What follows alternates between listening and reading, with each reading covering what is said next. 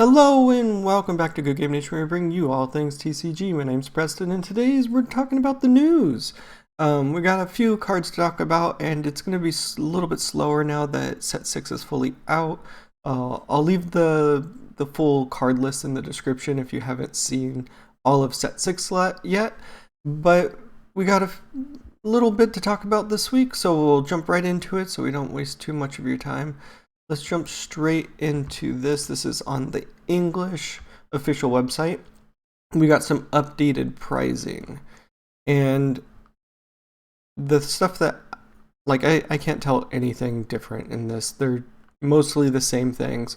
Stuff that I did notice here is Europe is getting a participation playmat, and we got the art for that, which looks really nice. Really happy that Europe is getting this. Wish everyone was getting some form of playmat participation. That would have been really cool. I believe all of these are the same in here. I couldn't notice anything, so if there's something different, it might be they added a card or something, but I don't think they did. And that moves down past all of these. All of these look the same to me. They might have added the top 8 playmat since the last time I looked. I can't remember. The thing that I did notice is they're doing some form of trophy for top 3, which is really cool. I believe Japan does this for all of their championship series. They get some form of trophy for 1 and 2. Like a physical thing like this. So third gets a kind of rose gold bronze looking one. Obviously bronze, but it looks kind of like rosy. Second gets a silver. And then first gets a burnt orange gold one, which is super cool, as well as like all of the other things that is listed in the very extensive top cut stuff, which is really cool. I'm excited that they're expanding the prizes so that it just makes it that much more exciting for these players that are playing at the highest level. But moving forward from that, we got the full card list for set 5 in English. So if you're looking forward to that release that's coming, I believe December 8th, it's like 2 weeks away. You can start building out your decks now if you haven't already. There's everything in English. The alt arts haven't landed yet. They'll probably come soon. Oh, they are here. Some of the alt arts are here, I guess. And figure out how you're going to play your blue-black Sakazuki, because that's what's winning everything right now. So I'll also put this in here. I'll make sure there's a differentiation between English and Japanese so that you can see your set 5 and set 6 stuff and read through those effects. We also have some videos on that. I will see if we have a playlist or something and put those for you as well. But we're going to move on to card reveals for the week. Our first one is Kozuki Momonosuke, yellow character, 6 cost 8k power, Land of Wano, Kozuki clan, 1k counter, no original effect. I believe this is going to be a jump promo based off of an article on the Japanese website, which is really cool. And we play 6-drop 8ks in a lot of colors. I would guess that this is going to be a really nice addition to your set 6 Yamato deck, just giving those extra cards for the searchers, extra cards that actually will have some impact. Moving on to our next card, Monkey D. Luffy, black yellow leader, 4 life, 5k power, supernova, Straw Hat Crew. Per the rules, your face-up life cards will be sent to the bottom of your deck instead of your hand. Dawn times 2, activate main once per turn. You may discard 1 card from your hand. If your life is at 0, you may add up to 2 5-cost characters from your hand or trash to your life face up. Okay, so that's a really big effect.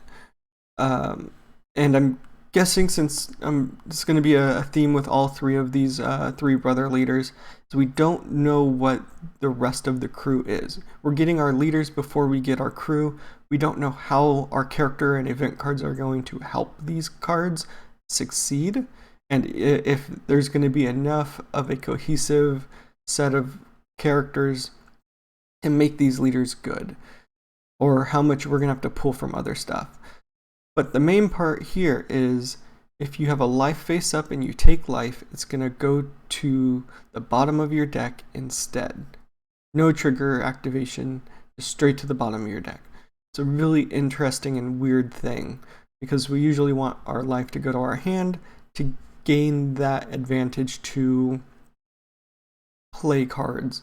Life is an extra chance to come back. It's our incentive, it's our everything. So having our face up ones go somewhere else, it's kind of weird.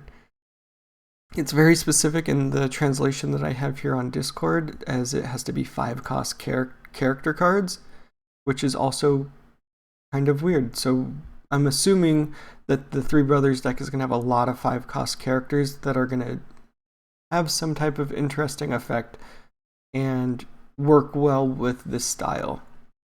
And we'll just have to see what that is in the coming weeks, because right now they're just really odd effects that I don't know how they work yet. Like, what are we working towards? Our next leader here is Portuguese D Ace, blue-yellow leader, 4 life, 5k power, Whitebeard Pirates. Dawn ×2, activate main once per turn. Look at the top 5 cards of your deck. Add up to 1 5-cost character to the top of your life face up. Then place the remaining cards at the bottom of your deck in any order. At the end of your turn, send all face-up cards in your life to the trash. So this is another thing. I mean, looking at the top 5 cards of your deck and putting a cost 5 character there to your life is really interesting. It's a searcher, but it's not. So I'm curious to see if there's going to be a lot of life shuffling, where it's going to say pick up a 5-cost character from your life and place a card face down in your life, so that you get a benefit from this. Because right now, at the end of your turn, that card is going to the trash, and then most of the time you don't have access to your trash, unless you're playing Gecko Moria, which you're not, because you're playing blue-yellow. So it's really weird, and again, what is it supposed to be doing? Having a built-in searcher for 2 cost every turn is really cool, but we have to be able to benefit from it from getting it from your life in some way.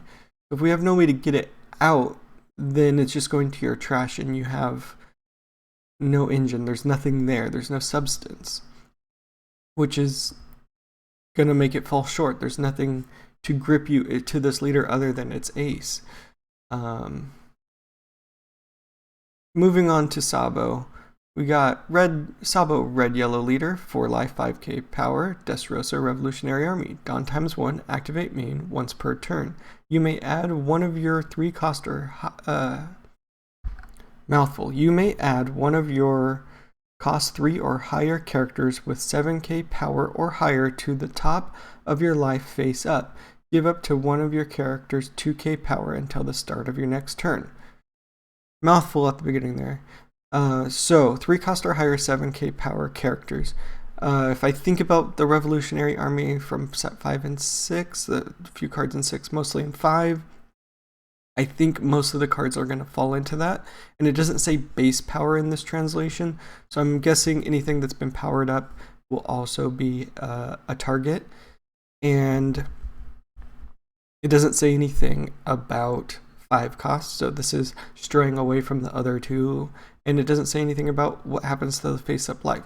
So far, with what we have right now, Sabo's the best one I can think of. Just looking at it straight up, playing this as a red-yellow Revolutionary Army leader seems decent. We'll also still have all of the same stipulation of whether or not this is going to be good with the additional cards that we get, but being able to give your characters an extra 2k power in a deck that wants to get to 7k to activate their effects, and then also being able to add a card to your life face up with no actual cost. It's a Dawn ×1 attached, to send a card to your life and give 2k power.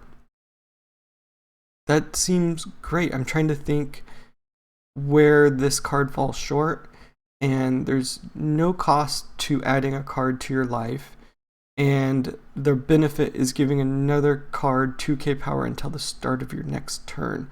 So you're getting a 7k defending, at least 7k defending card on your side of the board. That's pretty cool.